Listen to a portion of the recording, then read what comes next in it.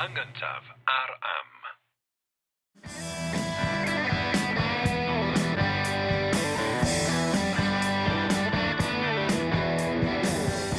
Helo, symai, Jerry Hunter dwi. A Richard Wyn Jones ydw i, a da chi'n gwrando ar bodlediad yr hen iaith, bodlediad lle mae'n Americanwr o Cincinnati, Ohio, yn ceisio ddysgu rhywfaint ar Gymro o ben mynydd Ynys Môn ynglŷn â cyfoeth llenyddiaeth y iaith ei hun. Da ni ar gael drwy'r holl ffrydiau podlediadau, da ni ar gael ar YouTube, lle mae modd yn gwylio ni hefyd os da chi'n ddewr, a da ni ar gael yn gyntaf ar am.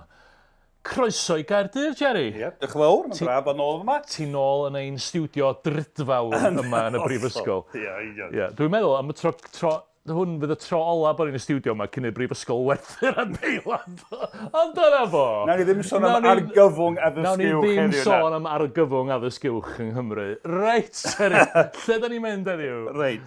Wel, dyn ni wedi bod yn trafod emyna a gwaith Pant y Celyn yn gyffredinol lle da.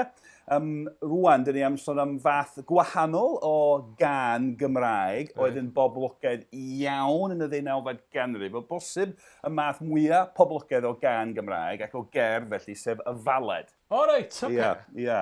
Ac felly mae baled, mae'r diffiniad fel gyda llawer o beth yma yn eang iawn, Huw. Yn fras can yw chanu, fel emyn, i faled. Weithiau mae rhain dweud bod gan faled rhyw batrwm stori o bod yn adrodd stori, ond di hyn yn wir bob tro chwaith. Dyna beth swn i, so ti wedi gofyn i fi ddiffinio. Dwi'n sylwi bod chdi ddim wedi gofyn i fi drio diffinio baled, Jerry. Ond ti'n meddwl, dyna fo, ti'n mynd parchu fy marn i. O'n i'n tybio na rhyw fath o stori ar gan ydi o, ond dyna di o.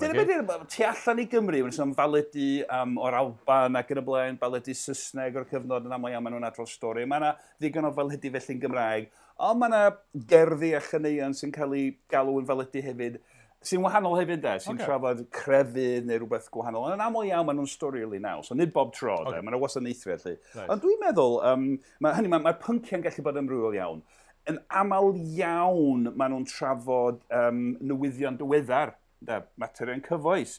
Mae yna rhai am y rhyfel draw yn America, pethau felly Mae yna lawr o faledi am bethau tywyll, fel penawdau tabloids heddiw. Llofruddiaethau, damweiniad, trychinebau, pobl yn marw. Ac oedd o'n cael ei ddefnyddio fel ffordd o adrodd newyddion? Oedd i radd. Neu ymateb i newyddion? Dwi'n meddwl, mae'n ffordd i ni weld sut oedd newyddion yn cael ei dohongli gan feirdd a oedd i gwneud hynna mwyn i gwerthu'r tamad y newyddion i'r werin bobl lle de. Felly, sicr yn fodd i ni weld sut y newyddion cael ei treulio a'i trafod gan y werin yn y cyfnod. So hynny beth mae'n ddiddorol iawn.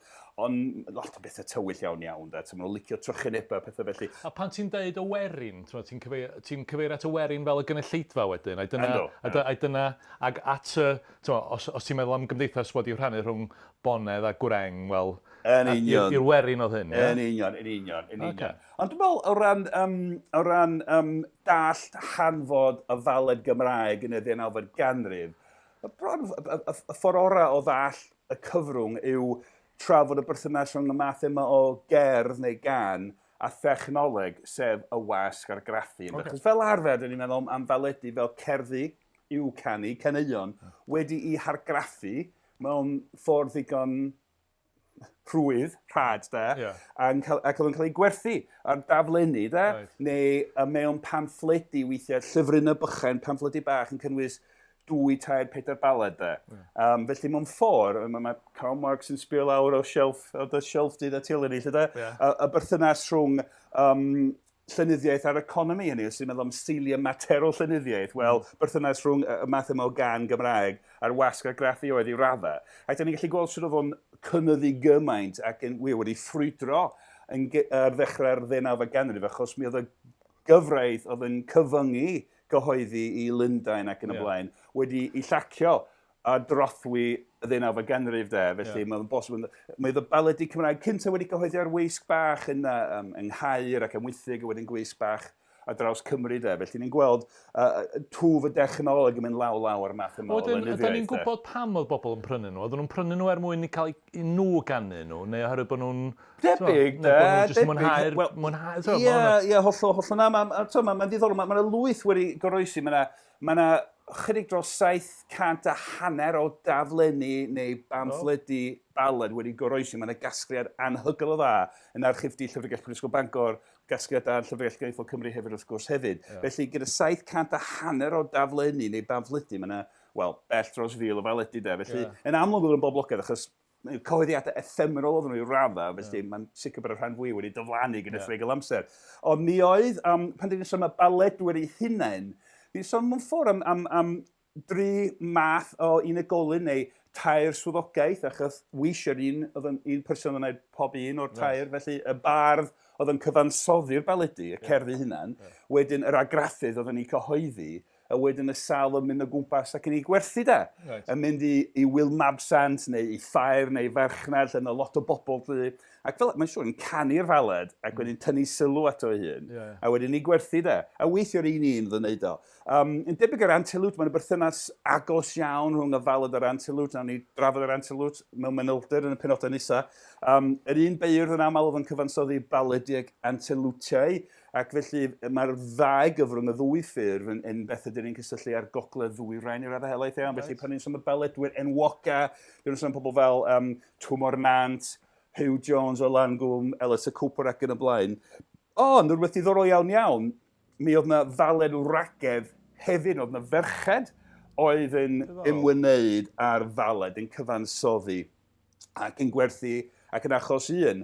Yn argraffu baledi lle. Mae yna lyfr gwych gan Sŵan Rosser, un o'r gyrweithwyr ym Mhrifysgol Caerdydd. Sŵan Rosser, beth yw'r llyfr, Y Ferch y Myd o Faled. Ac mae'n dangosod gwahanol agwyddar ond sut mae baledi'n trafod merched ac yn y blaen. Ond hefyd, mae'n rhestru y merched hynny oedd yn cyfansoddi baledi ac y rai oedd yn gwerthu ac mae yna un gofnod o un ferch oedd yn argraffu hefyd. Felly mae yna hanes diddorol iawn o'r hynna. Ac wedyn, os ti'n meddwl am hyn da, i weddus yn meddwl am seiliau mater o llenyddiaeth da, dyn ni'n gwybod bod merched i raddau wedi i cael allan o'r traddodiad barddol ffurfiol yn da. Yn yr oesau canol, mi oedd yr hen traddodiad mawl, y canu mawl wrth gwrs, wedi parhau. Ar ôl yr oesau canol i fewn y cyfnod modern cynnar gyda beirdd proffesiynol neu led proffesiynol yn canu mawl i noddwyr ac yn cael arian neu adnoddau yn ôl am hynna. Y dynion oedd nhw, oedd merched ddim yn canu mawl. Yn ffurfiol, dyn ni'n gwybod hynna, dyn ni wedi trafod yn y gyfres gynta ac yn yr ail gyfres enghreifftiau prin o feirdd benywaidd diddorol.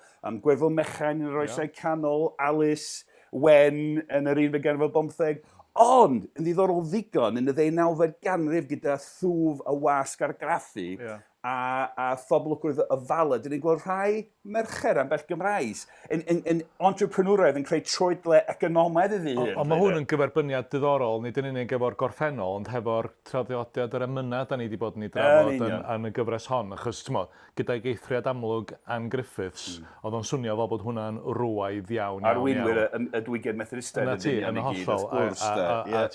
Ond dyma ni, mae gennym ni ferched yn dod i fewn i brif ffrwd.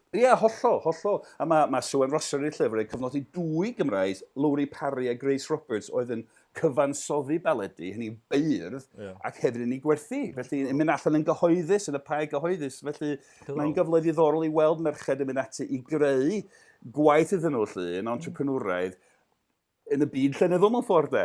Felly mae faes diddorol ofnadwy de.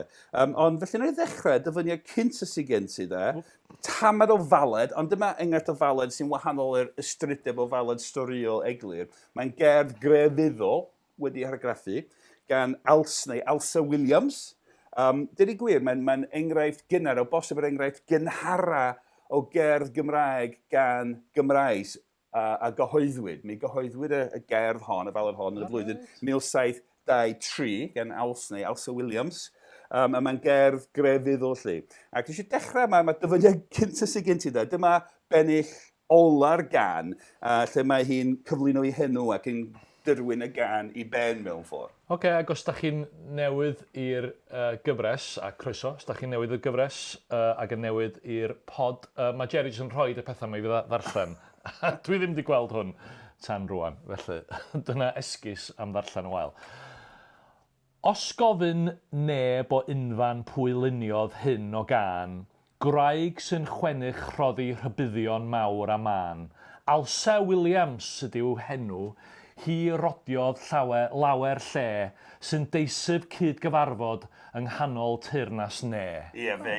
Dweithglo crefyddo mewn can grefyddol, lle de. Ond, dyn ni'n gweld hyn mewn caneuon oedd yn cael ei trosglwyddo ar lafar weithio bod y bardd yn rhoi enw neu i henw fyna. Sydd yn rhoi i henw, mae'n modryddu i henw yn y bennod ola. Ac mae'r ymadrodd yn dweud bod hi wedi rhodio llawer le yn awgrymog. Dwi'n meddwl am y faledraig yn crwydro o gwmpas yn canu ac yn gwerthu gwaith. Felly mae rhywbeth hyfryd am hynny does, rhyw ddarlun o fywyd. A wedyn, fel ni'n dweud gyna, mae Baledi'n rhoi rhyw ffenest i ni mewn ffordd i weld, neu rhyw lens i weld, sut oedd y werin yn treulio deunydd i'r raddau, ac mae'n cyfle cyn ti weld mewn difri llawer o dystiolaeth sy'n rhoi syniad ynglyn â diwylliant y werin Gymraeg yn y cyfnod a hefyd ideoleg. A mae'r pennill nesaf o'r un faled mynd yn ôl cwbl o bennill yn gynharach yn y ger, a mae'n wych be mae'n ddeud yn fyma. Mae'r trydydd gair fan hyn, un o'r hoff eiriau yn yr iaith Gymraeg. Y gwyr boneddigions cedyrn, dwi'n licio boneddigions. Y gwyr boneddigions cedyrn, marchogion mawr ei bri, na fyddwch ddim rhy ddibrys, saled ydw i fi. Dyw power y byd yma na balchder, ond fel mwg, gochelwch arglwydd a mynd i'r satan drwg. Y wych dyn ni, de. Felly dyn ni yn berniadur boneddigions, de. Ond hefyd, peidiwch edrych lawr eich trwyn yna fi. Neu be dwi'n neud. Peidiwch bod yn rhy ddibrys saled ydw i. Na wych dyn ni. Dyw power y byd yma na balchder, ond fel mwg. Yr union. Da iawn. Yr union. Bach o ryfel dosbarth yma na, Jerry? Hollol, efo sy'n licio hynny, de. A wedyn gan fynd at un o'r beledwyr mwyaf, enwoca lly, mwyaf toreithog ran i gynnyrch Huw Jones o Langwm, de. Mi sgwennodd dros 100 o gerddi sydd i goroesi, mi gyhoeddodd rhyw 79 o bamffledi, a cynfaleg wedyn oedd lot o waith. A gafodd o'i fyw i 8 oedran yn ystyried y cyfnod, 1710 i 1782. Ddim yn drwg, na ni? Fel nifer o beirdd yn ei bod yn trafod, dybyg i Pant y Celyn ac ambell un arall i gael oes hir, lle da. Oedd o'n sgwennu Anterlwtia hefyd, lle yn o ran i faledu, de. Mae'r enghraifft nisa, ac dwi'n rhoi llawer iawn o ddyfyniadau chdi, na ni ffeindio'n ffordd trwyddyn nhw. Na ni ffeindio'n ffordd trwyddyn nhw. Newch banod o de, bobl, da ni'n mynd i fod yma am rai oriau. Na ni ddim canu y cyfa, lle da, ffeindio'n ffordd trwyddyn nhw, da. Ond dyma enghraifft o un o'r baled istoriol sy'n trafod newyddion diweddar, sef Deirgryn a tsunami yn sgil hynna. Yn Lisboa? Yn Lisbon, prifddinas. Portugal. Mae'r Deirgryn yna yn enwog iawn yn y flwyddyn 1755, pan laddwyd rhwng 60,000 a 100,000 o bobl lle de. Tydi'n rhyfeddol bod yna gan yn Gymraeg wedi cael ei sgwennu gan rhywun o Langwm yn trafod y bryn ddigwyddodd yn Lisboa. Oedd eisiau meddwl amdano fo, wrth gwrs, oedd yna borthladdoedd o gwmpas arfordir Gogledd Cymru yn llongan Masnachu a Portugal, a Gwyn o Portugal. Ond mae'n ddiddorol, dyna ni, mae'n wedd rwngwladol ar hyn.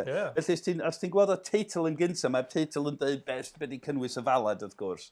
Cerdd yn rhoddi byr hanes am City Lisbon, yr hon a fel erioddi'r môr o fewr yr ychydig amser, gyda rhybydd i ninau, ond nid edifar hawn, y difethyr ni oll yn yr un modd. Felly mae'n y voiceware samlwg yna hefyd. A na ni ffeindio'n ffordd trwy ddefo, sy'n dallan y pennill cynta, wedyn na ni... Mae yna dudalen o hyn, bobl. Reit, oce, na i just let i siw i gychwyn. Just pennill cynta, rhoi blas o'r peth, de, Pob dynion heilion hylwydd sy'n perchen cred a bedydd trwy law wybodaeth, deffrowch o drymgwsg pechod rhag bod yr awr yn dyfod i'n difa ar unwaith. Mewn pryd gwelwn bawb i gyd nad ydym yma ond hafota, y gŵr cadarna sydd bennaf hyfa o hyd. Rhaid mador... Jerry, be di hwnna? Mador lle. Rhaid mador lle deiarol a mynd i anfarwol fyd, bod ŵ'r clir yn heiddi clod gan rai haeledd beinedd bonedd, meddu mawredd a'n rhydedd tan y rhod, rhaid myned yn oriweiddog hebgeiniog yn y god. Felly mae'n dechrau gyda'r voicewers dydy, de. Gwyliwch bobl, mae'n pethau mae'n digwydd, rhaid i fo'n byw yn ddwyol, de. Ond ga i ddeud rhywbeth, de? Mae rai bod hwnna'n drychinebus anodd i ganu ar unrhyw don. Mae'n dibynnu ar alaw, dyn ni'n dod alaw sydd yn galluogi'r canwr i lusgo llinell allan yn hir. Hir. Dydy o'n am yn... Diolch fatha, ti'n cymaru efo'r... William, mae o'n eiriog ac yn glogyrnaidd, yn dydi? Ond eto, oedd o'n disgwyl i bobl ddall y llinellau o'i clywed yn cael ei canu, sy'n ddorol. Ond ti'n bod, mae'n ddorol y geiriau pan mae'n cyflwyno voiceware, mae'n mynd i dweud stori hir am be ddigwyddodd yn Lisbon, holl drychynaf o'r ferch yna, degau o filoedd o bobl yn marw, lle da. A mae'n voiceware rhaid ni ddywigwen ffurf y byw yn ddwyol achos dyn ni gyd mynd i farw, ynda. A mae rhai o'r eirfa mae'n defnyddio fel dyn ni mond yn hafota yma yn y bywyd. Term amaethyddol, drwy'r hafod y heindir, symud y priddiau yn yr haf. Dim ond am gyfnod byr ydyn ni yn fan hyn. Hollol, ond mae ieithoedd wedi greiddio yn y byd amaethyddol Cymraeg. Ond chydig mae pennill nesa yn dechrau roi'r hanes Deirch yn Lisbon. So chydig o'r llinell yma. Mi glwsom yn ddiweddar fod crio ac wyla a galar bu'n gynnar gwyno mewn tref a'i henw Lisbon i'r gwaelod i'r trigolion union yno. Roedd cri yn awr da gwyddom ni pan oedd y brodyr heb fawr gysur, ond gweiddi neglur mewn llafur tan y llun. Na fo, ni sy'n ddim yna, felly gweiddi dan y llun. Y pona yn dŵad yna. Felly, ti'n gallu gweld y ffordd mae'n trafod yr hanes, de. Felly... Ac eto, y voiceware sy'n amlwg iawn yn fan hyn, yn dydi? Mae pethau'n digwydd, mae pobl yn marw, felly rhaid ni fod yn ofalus a byw yn ddwyol achos yn ei gyd mynd i farw. Oes na'r welfen gwrth Gatholig yn fan hyn, yn rhai o'r peth sy'n ni'n dychmygu? Yn aml iawn yn y llynyddiaeth hon, mi oedd protestaniaid Cymraeg y cyfnod sef yr holl Gymraeg yn cyfnod popra sy'n wrth Gatholig ofnadwy. Ie. Felly, i barad oedd hynna'n cyfrannu at... dranc pobl Lisboa. Gafodd ti wedi codi crefydd yn nodi bod y baledwyr i gyd a'r antelwtwyr, yr un beirdd yn oedd wedi dweud, ar y cyfynau glwyswyr, ac yn cysau methodistiaid ar ymneilldiwyr, ond eto mi oedd yn ymneilldiwyr glwyswyr protestanydd fel ei gilydd yn cysau, a gatholigion wrth gwrs, felly mae hynny'n sicr i wir. Wan ta, mae baledi weithiau, fel ddysgu, mae pyncio baledi gallu amrwyo yn fawr iawn. Weithiau, maen nhw'n adrodd hanesion personol, felly mae'r un nesaf sy'n neidio lawr yn faled gan Huw Jones o Langwm am rhywbeth ddigwyddodd iddo fo i hun. Felly os ti'n darllen y teitl... Huw Jones, siopwr Llangwm yn Sir Ddimbach. Yr hwn oedd yn jêl rythyn am ddyled ac a wnaeth gerdd iddo ei hun i'w chanu ar Barnad Bwnc. Ti'n gwybod ton Barnad Bwnc? Na, dwi ddim yn gwybod. Dyna'r alaw. Dyna'r alaw, oce. Chydig o'i hanes i hun pan oedd yn y carchar am ddyled, da. Oce, ti eisiau byd cychwyn ar y cychwyn? Ie, jyst fynd y ffordd trwy fo. Pob dyn diniwed sydd yn y byd yn perchen golyd gwiwlan. Clywch mewn agwedd ffraethedd ffri fy hanes i fy hunan. Rwy'n rhoi cyngor i bob dyn ni wnes i moi rioed fy hun. O gwnewch i goelio allor un, a hynny'n ddygyn ddigon. Y neb na cherddor bora'n iawn, ond cymryd seibiant llwyddiant llawn. Fe fydd yn rhedeg tua'r pryd nawn anfuddiol iawn ei foddion. Waw! Mae'n dipyn o llon ceg. Yndi, hollol. Ond eto, fel ti dweud, mae yna rhyw don, a mae hwn siŵr o fod yn gweithio ar y don. A canu'n araf, oedd nhw'n mae'n siŵr i bobl gael. Ie, yn uchel. Treulio geiriau. A to, wedyn mae'n sôn am helyntio, mae'n dweud bod merched yn dod i'w siop, a bod rwysau mae'n cael ei ddarbwyllo i roi credyd iddyn nhw ac yn y blaen. Hwyrach bod yna awgrym bod o'n cael ei ddenu gan y merched mewn ffordd arall i fod o'n ddyn priod. A wedyn pennill 12 os ti'n neidio ymlaen. Wel, dwi'n gorfod darllen. Mae'n gerddi hir iawn o baledi. Dwi'n gweld yn hir. Dwi'n llinellau cyntaf yn y pennill yna, da. Mi gofiai am job a'i mynedd dda, my fi ddiolchan ffyddlon, am fy mlinder nos a dydd fel am lawenydd calon. Felly mae'n cymharu i sefyllfa hyd a job yn yr Hen Testament. Yn ôl y rhan un o'r Hen Testament, mae job yn ddyn dwyo, mae Duw yn dewis i arteithio i bob pwrpas i brofi ffydd yna, felly dyma fo'n diodd yn y carchar fel job. Pan o'n i'n mynd i ysgol Sul Capel Gilead ym Mhenmynydd, O, dyma ni. oedden ni'n neud job, oedden nhw'n teimlo fel bod ni'n neud job am hydoedd. Oedd yr athro ysgol Sul yn hoffi job. Doedd ddim lot o laughs yn ysgol Sul.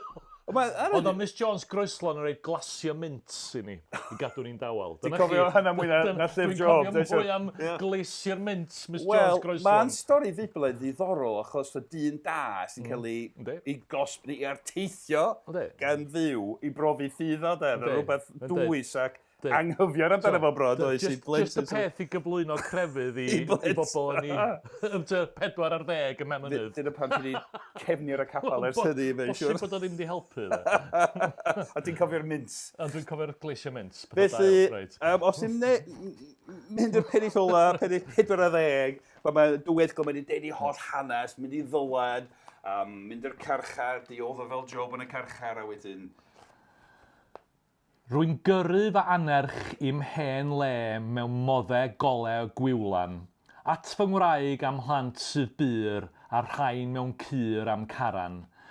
Am holl gymdogion ffreithlon ffri sy'n cofio fyth amdana fi, tan obaith llwyr am dagren lli do fi'n cympeini'n penna.